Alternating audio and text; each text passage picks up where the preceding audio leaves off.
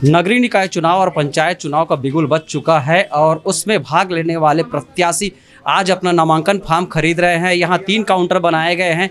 पार्षद इन 2 काउंटरों से अपना आवेदन फॉर्म खरीद रहे हैं। पहले काउंटर पर 1 से 35 वार्ड के प्रत्याशी अपना आवेदन खरीद रहे हैं और 36 से लेकर 70 तक के ये दूसरे नंबर के काउंटर से खरीद रहे हैं। वही महापौर प्रत्याशी तीसरे नंबर के काउंटर से खरीद रहे हैं।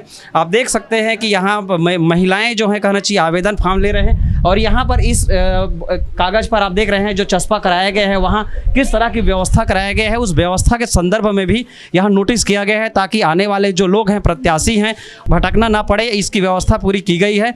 हम उन लोगों से भी चर्चा करेंगे जो आवेदन फॉर्म खरीद चुके हैं और आने वाले समय में आवेदन फॉर्म खरीदने वाले हैं, उनसे भी हमारी चर्चा होगी। आपने आवेदन फॉर्म खरीद लिया है, आप किस तरह के विकास को लेकर आवेदन फॉर्म खरीदे? सर, परिवर्तन अनिवार्य है, बहुत ज़रूरी है परिवर्तन, इसलिए इस बार परिवर्तन तो आएगा। सिर्फ परिवर्तन लाने के लिए नगरीय निकाय उसमें महापौर पद के लिए मैं लड़ रही हूँ। आपका मुद्दा क्या रहेगा? मुद्दा तो सर विकास के भी रहेंगे कि समान जो मिडिल क्लास फैमिली, गरीब तबके, सब हर व्यक्ति के लिए विकास समान रूप से हो, कोई व्यक्ति किसी को कोई परेशानी ना हो। कि जनरली कभी कभी ऐसा होता है, बहुत गरीब तबके के होते हैं, उनको भी दिक्कत होती है, उनकी बात नहीं सुनी जाती, वो लोग डरते हैं अपनी बात कहने से कि हम किससे अपनी बात रखें। तो मैं चाहती हूँ कि मैं इस चुनाव लड़ूँ महापौर का, हर व्यक्ति मुझसे खुल के अपनी समस्या बताए, मैं उसका निराकरण करूँ। हर वार्ड का आपको ऐसा क्या लगता है कि कौन कौन से विकास कार्य अभी तक के नहीं हो पा रहे हैं? किस किस तरह के विकास कार्य होने चाहिए?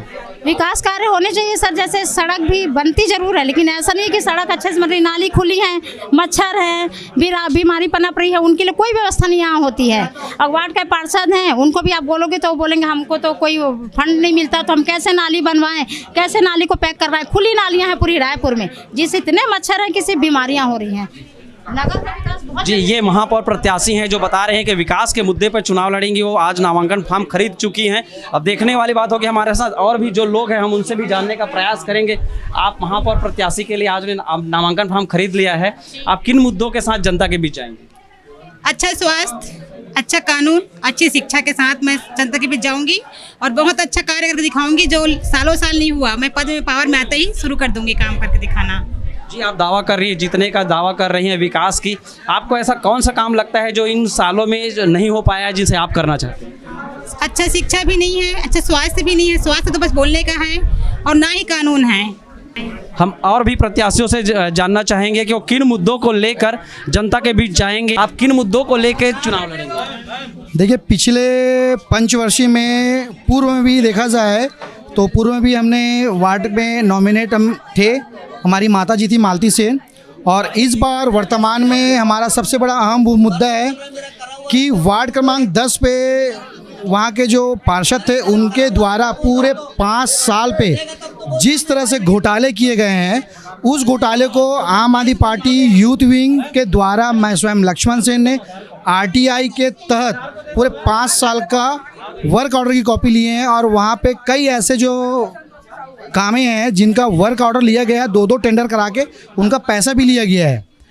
उन मुद्दों को लेकर आम जनता तक के जाएंगे और उसके पहले हमने कोर्ट में एक आवेदन भी लगाया हुआ है, केस भी किया हुआ है कि जो घोटाले वार्ड नंबर 10 में हुए हैं सफाई को लेके और पीडब्ल्यूडी के द्वारा कुछ अधिकारियों को देके, उन मुद्दों को अब जनता तक के हम लेके जाएंगे।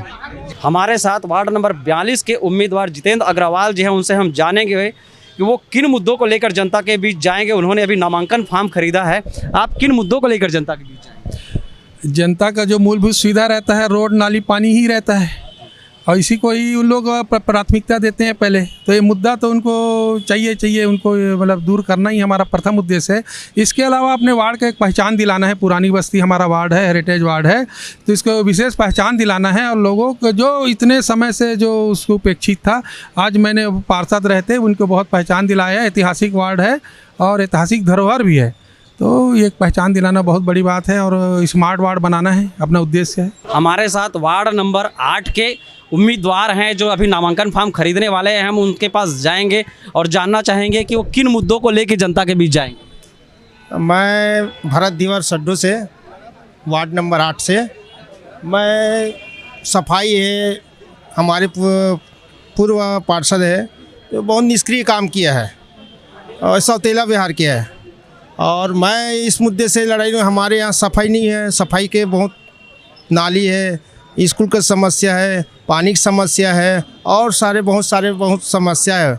उसी के हिसाब से मैं लड़ाई लड़ना चाह रहा हूँ। भ्रष्टाचार की बात कर रहे हैं, विकास के मुद्दों की बात कर रहे हैं। अब देखने वाली बात होगी कि ये विकास कितना हो पाता है और कितना नहीं हो पाता है। इसी तरह की और भी खबरों के लिए बने रहें वायरल छत्तीसगढ़ के साथ।